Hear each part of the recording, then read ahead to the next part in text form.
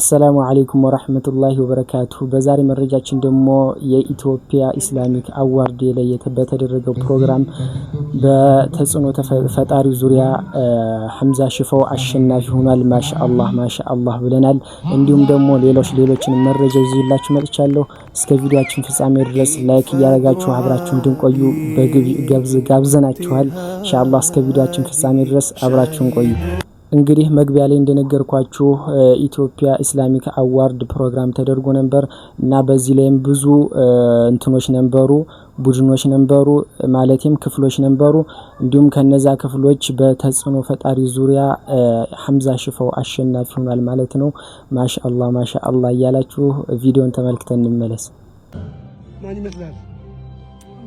በዚህ በቲክቶክ የዓመቱ ምርጥ ተጽኖ ፈጣሪ ወንድ ኢስላማዊ መልእክት አስተላላፊ ሐምዛ ሽፈው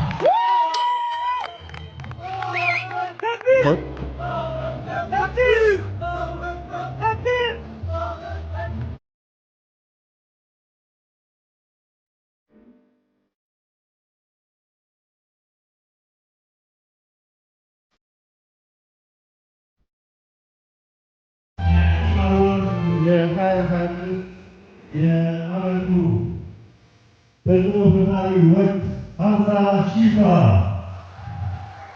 እጅግ አድርገን እናመሰግናለን።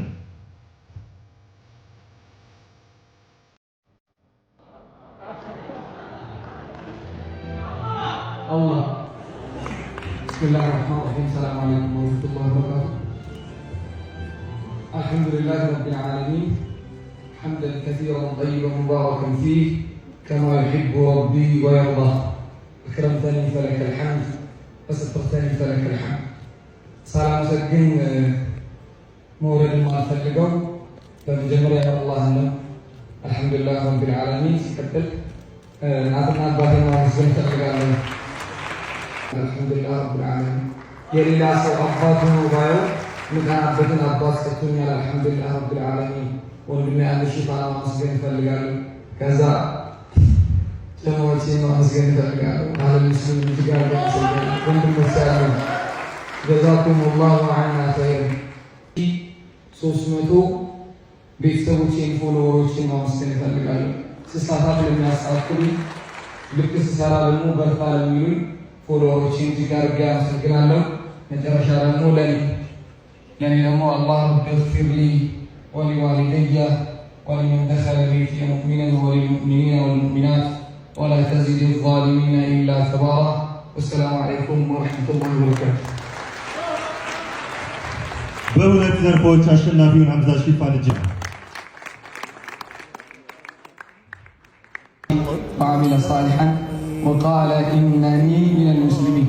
ከንግግሮች ሁሉ ወደ አላህ ሱብሓነሁ ወተዓላ የሚጣሩ ንግግሮች ያማሩና የተዋቡ ናቸው ይላል።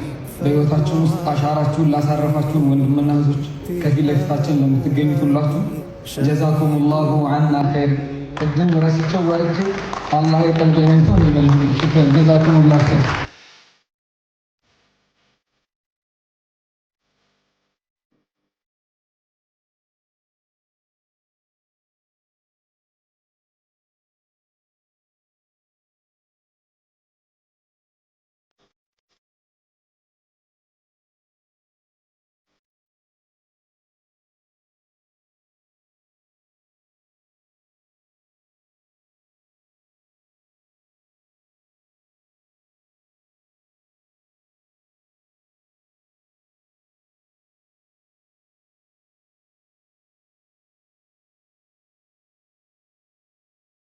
እንግዲህ እንደተመለከታችሁት ነው። አሁን ሙሉ ቪዲዮ ማግኘት አልቻልኩም፣ ዩቲዩብ ላይም አልተለቀቀም መሰል እና ጥሩ ነው መጥፎ ነው አዋርዱ ለማለት ወላሂ በጣም ከብደኛል። ግን በወሬ እንደሰማሁት የሆነ መጥፎ ጎንም አለው ጥሩ ጎንም አለው እያሉ ነው። እስቲ ወደፊት የምንመለከተው ይሆናል። ለማንኛውም ሐምዛ ሽፈው ኮንግራ ብያለሁ። ማሻአላህ ብያለሁ። እንዲሁም ደግሞ እዛ ፕሮግራም ላይ ተገኝቼ ነበር ያለው አንድ ወንድማችን አለ። እስቲ ሰምተን እንመለስ። ሰላም አለይኩም ወሳፕ ኤቭሪዋን ደናችሁ አማናችሁ አልহামዱሊላህ ከኢትዮጵያ ሙስሊም አዋርድስ ፕሮግራም ተመልሰን መተናል። ፕሮግራሙ ጸዴ ነበር፣ አሪፍ ፕሮግራም ነበር። እንደ መጀመሪያነቱ ምናምን ጸዴ ፕሮግራም ነበር። ያው ኦብቪየስሊ ክፍተቶች ምናምን ይኖሩታል። እነዛን ክፍተቶች ደግሞ ያው አዘጋጆቹ የሚፈልጉት ከሆነ በኢንቦክስ ምናምን ጠቁማቸውና በቀጣይ ጸዴ አድርገውት ደግሞ የበለጠ አሪፍ አድርገውት ይመለሳሉ። ግን ገና አናውንስ ከተደረገ ጀምሮ ተቃውሞ ሲበረታበት ምናምን እንደነበር አንድ ፕሮግራም ግን እንደ መጀመሪያው it was nice አሪፍ አድርገው አዘጋጅተውታል። ናው አሸነፍኩኝ ብላችሁ ልትጠይቁ እንደምትችሉ ይገባኛል። አንፎርቹኔትሊ አላሸነፍኩም፣ ግን 166200 ፎሎወሮቼ ማለት ነው። ያኔ ገና ቮቲንጉ ሲጀመር 100 ምናምን ሺህ ብንሆንም ማንንም አንሰማም እንዘምታለን ባልኳችሁ መሰረት ክተት ሲታወጅ ዘምታችኋል፣ ተከትላችሁ ቮት ስታደርጉ ነበረ ምናምንና አላህ ኸይር ጅዛችሁን ይክፈላችሁ። ቴንኪዩ ማለት እፈልጋለሁ። ጋፋ አሚር ሎሌ ሎልቺሱን አከና ይላል ኦሮሞ። አሚር ሲገጥም ተከትሎ መግጠም እንደዚህ ነው እና ለማንኛውም ቴንኪዩ በጣም ቴንኪዩ ማለት ፈልጋለሁ። ቮት ስታደርጉ የነበራችሁ ሰዎችን በእኛ ካታጎሪ እንግዲህ አሚር የሚባለው ወንድም አሸንፏል። እዚህ ጋር የምታዩት ወንድም አሸንፏል። ኮንግራቹሌሽንስ ማለት ፈልጋለሁ። እሱንም አንድ ነገር ግን ልንገራችሁ፣ በጣም የአላህ ውሳኔ ምን ያህል ጸዴ እንደሆነ ምን ያህል ፍትሃዊ እንደሆነ ልንገራችሁ። አጋጣሚ ሆኖ እንግዲህ ከነዚህ ካታጎሪዎች ውስጥ መካከል አንደኛው የዚህ ፕሮግራም ስፖንሰር የሆነው አያ ትራቭል ለአንዱ ካታጎሪ አሸናፊ የዑምራ ፓኬጅ ይሰጣለሁ ብሎ አናውንስ አድርጎ ነበረ። ሰው የዛ እጣ ሲወጣ አጋጣሚ ሆኖ የኛ ካታጎሪ ነው የኛ ካታጎሪ አሸናፊ ነው እንግዲህ ለእጣ ለዑምራ ፓኬጅ ቀርቦ የነበረው ሰው የኛ ካታጎሪ አሸናፊ አናውንስ ሲደረግ ያው አሚር ሆኗል፣ ዑምራውንም አሸንፏል ማለት ነው። ደን አሚር አንድ ነገር አድርጎ ነበር እዛ ጋር ምን አድርጎ ነበረ? ይህን የዑምራ ፓኬጅ ለእናቱ ሰጥቷል። which is a fine thing። ለምን መሰላችሁ? እኔ ፕሮግራሙን early ነው የወጣሁት። ላይክ ፕሮግራሙ ሳያልቅ ወደ መጨረሻ አካባቢ early ወጥቻለሁ። ዋይ ለምን እንደወጣሁ ልታውቃላችሁ? ቢኮዝ እናቴ ዑምራ ላይ ነው ያለችው፣ እሷን መቀበል ስላለብኝ ነው የወጣሁት። ኢማጂን ይህንን እኔ ባሸንፈው ኖሮ it wasn't fair። እና የአሚር ኮንግራቹሌሽንስ እንኳን ሆነልህ፣ እንኳን እናትህ ደግሞ እንኳን ለዑምራ በቁ። እኔ እናቴ ዑምራ ላይ ነው ያለችው። ሶ የአሚር እናት ዑምራ ሳይሄዱ እኔ ቢደርሰኝ በኔ ራሱ ደስ አይለኝም ነበረ። ለማንኛውም ይመቻ አሚር፣ ኮንግራቹሌሽንስ ማለት ፈልጋለሁ። ፎሎወሮቼ ደግሞ ጸዴ ሰዎች ናችሁ። 166200ዎቹ ራሳችሁ ማለት ነው ከማንም በላይ ጸዴ ናችሁ። እንቀጥላለን። ዲስኩር ይቀጥላል፣ ዜና ይቀጥላል፣ ማህበረሰባችንን ማንቃት ይቀጥላል፣ ትግል ይቀጥላል። ማሰላም። እንደሰማችሁት እንግዲህ አንድ መረጃ የሚሰጠን ወንድማችንም እንግዲህ በአሸናፊ ሆኖ እንዲሁም ደግሞ የዑምራ ፓኬጅ አሸናፊ ሆኗል። ማሻአላህ ብያለሁ ለሱ ማለት ነው። እንግዲህ ደግሞ በሰፊው ደግሞ ወደፊት የምንነጋገርበት ይሆናል። አሁን ሰውየውም እንዳለው እንደሰማችሁት የሆነ ችግሮችም አሉ ነግራችኋለሁ እያለ ነው። እስቲ ሁሉንም ወደፊት የምንሰማው ይሆናል። እንዲሁም ደግሞ ይሄ ደስ የሚል ነገር ነው። አሁን ከላይ እንደምናየው ነገር ሲሆን ከላይ ስናየው ማለት ነው ደስ የሚል ነገር ነው። ምክንያቱም ሙስሊም ኮንቴንቶችን ማበረታታት ነውና ኢንሻአላህ በጣም ደስ ብሎኛል ለማለት ፈልጋለሁ። አንድ ወንድማችን ደግሞ አዛን ሲያደርጉ ሙአዚኖች አዛን ሲያደርጉ እጃቸውን ጆሮአቸው ላይ የሚያረጉበት ምክንያት ታውቃላችሁ ይልናል። እስቲ ሰምተን እንመለስ። ለምን ይመስላችኋል ሙአዚን አዛን ሲል ጆሮዎቹን እንደዚህ በእጁ የሚይዘው? እኔ ያው በአንድ እጄ ስልኩን ስለያዝኩት ነው በሁለቱም ያዝኩላችሁ። ለምን ይመስላችኋል? ምክንያቶቹ በጣም ረቂቅ ናቸው። ዋነኞቹ ምክንያቶች ሁለት ናቸው። አንደኛው በዛን ጊዜ ማይክሮፎን አልነበረም። ስለዚህ ሙአዚኑ ወደ ላይ ከፍ ብሎ ማማ ላይ ወጥቶ የመስጂዱ የመጨረሻ ከፍታ ላይ ሆኖ ነበር አዛን የሚለው። ታዲያ በዚህ ጊዜ እሱን ከርቀት የሚመለከቱ ሰዎች ድምፁ አይሰማቸውም። እላይ ወጥቶ መልእክት እያስተላለፈ ይሁን ዳዕዋ እያደረገ ይሁን እየመከረ ይሁን ወይም ደግሞ ሰዓቱም ስላልነበር በዛ ጊዜ ሰዓቱ ደርሶ አዛን እያለ እንደሆነ በምንም አያውቁ ነበር። አንድ ሰው ከላይ ሆኖ ሙአዚኑ ማንነቱ ላይታወቅ ይችላል። እንደዚህ ብሎ እየተጣራ ካለ ሰዓቱ ደርሶ አዛን እያለ ነው ወይ ለሶላት ወይም ደግሞ ለአንድ አስገዳጅ ለሆነ እስላማዊ ጉዳይ እየተጣራ መሆኑን አውቀው ወደዛ ይሄዱ ነበረ።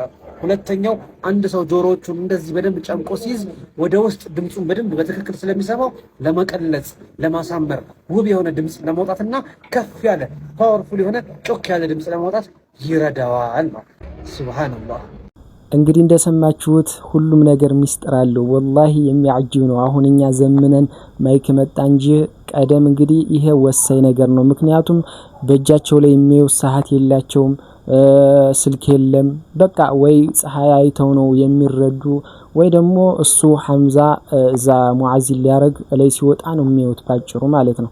ስለዚህ ይሄ በጣም ትልቅ ጠቃሚ ነው በጊዜው ማለት ነው። ወላሂ በጣም የሚገርም እንትን ነው ስትራቴጂ ነውና ወላሂ በጣም ገርሞኛል። እኔ ደግሞ ከዚህ በፊት ሰምቼው አላውቅም። ወላሂ እንደውም አስብ ነበር የሰው ድምጽ ከኋላ ያለው የሰው ድምጽ እንዳይረብሻቸው ነበር ወላሂ የሚመስለኝ። የእናንተ ምንድን ነበር ሐሳባችሁ? በኮሜንት ላይ ያሳውቁኝ። ኢንሻአላህ ማወቃችንም አንድ ነገር ነው ለማለት ፈልጋለሁ። ደግሞ በመቀጠል ኡስታዝ አህመድ አደም አንድ ፈትዋ ሰጥተዋል። ወላሂ ገርሞኛል። እስቲ ሰምተን እንመለስ። ራስን በራስ ማርካት አልዋዕዱ ሱግራ ይባላል። ትንሹ ህይወት ማጥፋት የእጅ ዝሙት በመባልም ይታወቃል። ነቢያችን አለይሂ ሰላቱ ወሰላም ወጣቶች የቻለ ሰው ያግባ ያልቻለ ይጾም ነው ያሉት። ያልቻለ ራሱን በራሱ ያርካል አሉ። ኸይር ቢሆን ቢቻል ነብዩ ሰለላሁ ዐለይሂ ወሰለም ወደዛ ባመላከቱን ነበር። አግቡ ካልሆነ ጾሙ ነው ያሉት። በሸሪዓ የሚከለከሉ ነገሮች ጎጂዎች ናቸው። ከሐራምነቱ አላህን ከማስቆጣቱ አኺራ ከማስቀጣቱም በተጨማሪ ጎጂ ነው። ራስን በራስ ለማርካት መሞከር አእምሯዊ፣ አካላዊ፣ ስነ ልቦናዊ ችግሮችን ያስከትላል። በድብርት እንዲጠቁ አልፎ ሁሉ የወደፊት የትዳር ህይወት ላይ ሰላምን ደስታን እንዳያገኙም ጭምር ያደርጋል። እንዲህ አይነትን ነገር የለመደ ሰው ከትዳር አጋሩ ጋር ደስተኛ ህይወት ማሳለፍ አይችልም። ከመውለድ ጋር በተያያዘ ከፍተኛ ጉዳት ያስከትላል ተብሏል። ሴት ልጅ ስትሆን ደግሞ ይሄን የምታደርገው አልፎ ሁሉ በክብሯ ሁሉ ሊያስተረድራት እንደሚችል የማህፀን ችግር እንደሚያስከትል ኢላ ገይሪ ዛሊክ ወሰፊው ጥናቶች፣ ጽሁፎች ተዘጋጅተዋል በዚህ ዙሪያ። ለዛ አላህ የሚፈራ ሰው ከእንዲህ አይነት ነገር ራሱን ከፍ ሊያደርግ ይገባዋል። ሰዎች ፊት ሆነን ማናደርገውን ነገር ለብቻችን ስንሆን ከማድረግ ልንታቀብ ይገባናል። የሚያሳፍር ነውር መሆኑን አቅላችን ህሊናችን ራሱ ያውቃል። ይህ የብዙ ሰዎች ጥያቄ ነው። ከወንዱም ከሴቱም በዚህ ተፈትኛለሁ የሚሉ እጅግ በጣም ብዙ ናቸው። ሰበቡ ዘመን ያመጣው ፊልምና መሰል ነገሮችን ማየት ነው። ሐያ ከጎደላቸው ሰዎች ጋር መገናኘትን ማብዛት ነው። ሲገናኙ ስለ ተቃራኒ ጾታ ብቻ የሚያወሩ የሚጽፉት፣ የሚያነቡት፣ የሚያዩት። እንግዲህ እንደሰማችሁት የብዙ ወጣቶች ችግር ነውና ሁላችንም ከዚህ ነገር ልንጠነቀቅ ይገባል። ወላሂ በጣም አስቀያሚ ነገር ነው። ወደፊትም እንዲህ ባለትዳር ስንሆንም በጣም አስቀያሚ ወይም ደግሞ ተጽዕኖ የሚፈጥርብን ነገር ነው። በሳይንሱም እንዲሁ በሸሪዓውም የማይወደድ ነገር ነውና ኡስታዝ እንደሰማችኋቸው ከዚህ ነገር ልንታቀብ ይገባል ለማለት ፈልጋለሁ። እንዲሁም ደግሞ ወደሱ ከሚያዳርሱን ነገሮች እነዚህ ስልክን ይመስል ፊልሞችን ይመስል በቃ ወደዛ ስሜታችንን ወሚገፋፉን ነገር ከሱ መራቅ አለብን ለማለት ፈልጋለሁ። ስለ ስልካችን ደግሞ አንድ ኡስታዝ ሊመክረን ይፈልጋል። እስቲ ሰምተነው እንመለስ። ልጁን አሁን የት እንደዋለ ምን እንደያዘ ኢንተርኔት ሲጠቀም ምን እንደሚያይኩ ሁላችንም አናውቅ። ይሄ ትልቅ ፈተና ነው። ከዛም ቤትም ሲሄድ ኢንተርኔት ይጠቀማል። መቅሃ ወይም ካፌ ሲሄድም ኢንተርኔት ይጠቀማል። ቤትም ሲሆን ሌሊቱ ሙሉ አንዳንድ ሰው ማይተኛ ይኖራል። ይሄ ደግሞ ትልቁ ዋናው ፈተና ነው። ስለዚህ ሶሻል ሚዲያን ስንጠቀም ልጆቻችን ሲጠቀሙ አንዳንድ ጊዜ ለኸይር ነገር ከተጠቀምነው እኮ ለኸይር ይሆናል፣ ለመጥፎ ነገር ከተጠቀምነው ደግሞ መጥፎም ሊሆን ይችላል። ስለዚህ ትልቁ ሰዓትን የሚገድል በሌላ አገላለጽ እኔ ብገልጸው ከዚህ የበለጠ አማርኛ ካለ ጥሩ ነው። ሰዓታችን የሚገድለው ደግሞ በጣም ትልቁ የኢንተርኔት የማይሆን ሙህተዋዎች ወደ ሐራም የሚገፋፉ ነገሮችን ያን ማየት አንደኛ ضعف الذاكرة የሱ የትምህርት እንትን ድክመት ይመጣል። ሁለተኛ ደግሞ ወደ ሐራም ይገፋፋል። ቀስ እያለ ደግሞ ሐራምን ወደ መፈጸም ይሄዳል። ይሄ አንዱ ትልቁ ቻሌንጅ የሚባለው ከቻሌንጆች ውስጥ ደግሞ ይሄ ነው። እንግዲህ እንደሰማችሁት ሁሉንም ነገር በእጃችን ላይ ያለው የቴክኖሎጂ ነገሮችን ለመልካም ተተጠቀምንባቸው ትልቅ ደረጃ እንደርስባቸዋለን። ወላሂ ሐቂቃ ነው፣ ደግሞ የምናየውም ነገር ነው። እንዲሁም ደግሞ ለመጥፎ ነገር ተተጠቀምንባቸው አዘቅት የቀተውን በዚህ በዱንያም አዘቅት ላይ ወርቀን እንዲሁም ደግሞ በአኺራም ደግሞ ለጀሃነም ይዳርጉናልና እነዚህ ቴክኖሎጂ ነገሮችን ሌሎችን በቃ ሁሉንም ነገር በአግባቡ ወይም ደግሞ በስነ ስርዓት ልንጠቀም ይገባል ለማለት ፈልጋለሁ። እንዲሁም ደግሞ ኡስታዝ ኸሊል ክብሮም ደግሞ እንዲሁ ሌሊቶቻችን እንዴት ናቸው? እየተጠቀምንባቸው ነው ወይስ እነሱ እየተጠቀሙብን ነው እያለን ነው። እስቲ ሰምተን እንመለስ። ሌሊቱ ያልተሰረቀበት ሰው የለም። አሁን የሚያደምጠኝ ማንኛውም ሰው ኢላ መን ረሒመ ረቢ ጌታ ያዘነለት ካልሆነ በስተቀር ሌሊቱ ያልተሰረቀ ማንም የለም። እደግመዋለሁ፣ ሌሊታችን ተነጥቀናል። ራስ ላይ አብዮት ማስነሳት ካለብህ ሌሊቴን የማስመለስ አብዮት የሚባል ክፈት ራይ ላይ ሪቮሉሽን ያስፈልጋል። ሌሊቱ ያልተሰረቀበት ሰው የለም። ከመተኛታችን በፊት ሶሻል ሚዲያን ሳይሳለም የሚተኛ እጁን ያወጣ ደፋር የሆነ እስካን የሚያደርግ ነገር ከላይ ቢኖርና እያንዳንዳችንን እስካን ማድረግ የሚችል ነገር ቢኖርና የሰው ልጅ በአጠቃላይ ስልኩን ይዞ ያለበትን ቦታ አስቡት፣ እያረገ ያለው ነገር አስቡት፣ እያየ ያለው ነገር አስቡት። በአንድ ቃል ነው የሚገለጸው። በነገራችን ላይ ጆኪንግ ዊዝ ላይፍ ነው። ሰው በህይወት ሲቀልድ ማለት ውድ በሆነው ህይወት እና ሌሊታችሁ ጋር እንዴት ናቸው ነው? ሌሊትሽን ታስመልሻለሽ ወይስ አታስመልሽም? አንተ ሌሊትን ታስመልሳለህ ወይስ አታስመልስም? ምርጫው ያንተ ነው። ሌሊትህን ካስመለስ እመነኝ ራስህን ያስመለስከው። ሌሊትህን ካስነጠቅ እመነኝ ሌሊትን አይደለም ያስነጠቅከው ራስህን ያስነጠቅከው። በጣም ብዙ ሰው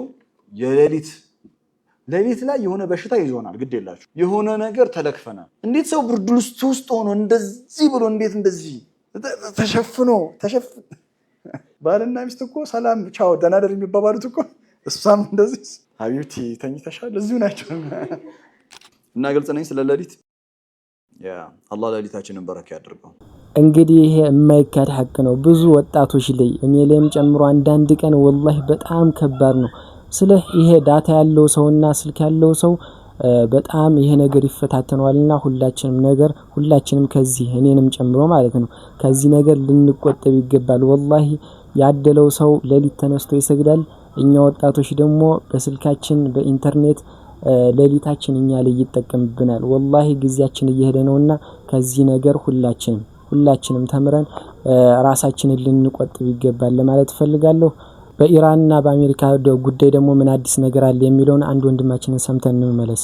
ሰሞኑን በኢራንና በአሜሪካ መካከል ተደረገና ፕሮግረስ አሳየ የተባለው ድርድር አሁን ከውስጥ እየወጡ ያሉ መረጃዎች እንደሚያሳዩት ከሆነ ምንም አይነት ፕሮግረስ ወፍ ፕሮግረስ ምንም አይነት ፕሮግረስ እንዳልነበረ ነው እየተነገረ ያለው። ሁለቱም የኢራኑ ፎሬን ሚኒስትርም እንዲሁም ዶናልድ ትራምፕም ራሳቸው ንግግሩ ፕሮግረስ ታይቶበታል ተስፋ ያለው ነው ምናምን ቢሉም ግን ከአደራዳሪዎችና እንዲሁም ከውስጥ ምንጮች እየወጣ ያለው ሪፖርት ግን የሚያሳየው ምንድነው ሁለቱም ወገኖች መጀመሪያ ይዘውት ከመጡት አቋም ፍንክች ማለት እንዳልፈለጉ ነው። ያው ድርድር ከአቋም ኮምፕሮማይዝ እያደረግክ ምናምን ነው የምትደራደረው፣ ግን ሁለቱም ምንም አይነት ከአቋማቸው ፍንክች አለማለታቸው ድርድሩ ምንም አይነት ፕሮግረስ እንዳልነበረው የሚያሳይ ነው። በሌላ በኩል ደግሞ ሁለቱም ተደራዳሪዎች ከድርድሩ በኋላ እያሳዩቸው ያሉት እርምጃዎችም ያው ድርድሩ ላይ ምንም አይነት ፕሮግረስ እንዳልታየ ነው። እሱ ምንድነው አሜሪካ ከድርድሩ በኋላ ወዲያው ነው ይሄንን የምታዩትን የኤርክራፍት ካሪየሮችና ዲስትሮየሮችን ፎቶ መልቀቅ የጀመረችው። ኢራንን በበኩሉ አዳዲስ ባሊስቲክ ሚሳይሎቿን ምናምን ማሳየት ጀመረ። ያው ፉከራው እንደቀጠለ ነው። ኢቭን ተደራዳሪዎች ለምሳሌ አሜሪካ ተደራዳሪዎች ከድርድሩ ልክ እንደወጡ የሄዱት ወደ አብርሃም ሊንከን ኤርክራፍት ካሪየር ነው የሄዱት። አሁንም ፉከራው አለ ማለት ነው። የኢራኑ ፎሬን ሚኒስትር አባስ እንግዲህ ወዲያው ቀጠር ሂደው ነበር። እዛ ቀጠር ላይ በተናገሩት ንግግር ማንም እንትን ሊያደርገን አይችልም፣ ላይክ በኒውክሌር ፕሮግራማችን ብቻ ነው የምንደራደረው፣ ስለ ባሊስቲክ ሚሳይል ማንም ምንም አያገባውም፣ ስለ ፎሬን ሪሌሽናችን የምንወስነው እኛ ነን፣ እንደ ደግሞ ስለ ባሊስቲክ ሚሳይላችን የምንወስነው እኛ ነን። that's obvious አሜሪካ ኤፍ ምናምን ጀት እያመረተች ኢራን ደግሞ ባሊስቲክ አታምርቺ ማለት it doesn't make sense። እነሱ ያላቸው መብት እኛም አለን ነው።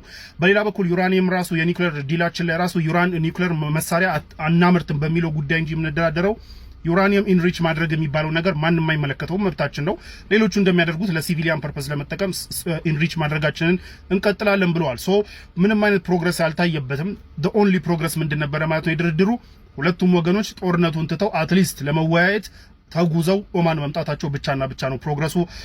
ያው ኔክስት ምን ሀፕን ያደርጋል አይገሱ ዊል ሲ። እንግዲህ እንደሰማችሁት ነው። ትናንትና ባቀረብኩት ላይ ደና የምስራች አለ ወይም ደግሞ ውይይት እያረጉ ነው የሚል ዜና ነበር። ደግሞ ዛሬ በየሰዓቱ ነው በቃ የሚለያይ። ዛሬ ደግሞ እንደዚህ የሚያስከፋ ዜና አለ እየተባለ ወላሂ የኛ የሚጠበቅብን እንግዲህ ዱዓ ማድረግ ነው። ምክንያቱም ሁሉም አገር ሰላም ከሆነ ለኛም ሰላም ነውና ማለት ነው። ስለዚህ እነዚህ ሀገሮችም እንዳይጣሉ ሁላችንም ዱዓ ልናደርግ ይገባል። እንዲሁም ደግሞ ወደፊት አላህ መልካሙን ነገር አላህ ይግጠመው ለማለት ፈልጋለሁ። የዛሬ ቪዲዮአችን እንግዲህ እነዚህን ይመስሉ ነበር። ዛሬ ብዙም መረጃ አላገኘሁም። ለማንኛውም እነዚህ በቂያችን ነው ለዛሬ ኢንሻአላህ። ወደፊት ደግሞ ምርጥ የሆኑ መረጃዎችን ይዤላችሁ መጣለሁ። እስከ ቪዲዮአችን ፍጻሜ ለተከታተላችሁን ጀዛኩሙላህ ኸይረን። እንዲሁም ደግሞ ይሄንን ቤተሰብ ካልሆናችሁ ቻናሉን ሰብስክራይብ በማድረግ ቤተሰብ ይሁኑ እያልኩ በቀጣይ እስከምንገናኝ ድረስ ወሰላሙ አለይኩም ወራህመቱላሂ ወበረካቱሁ።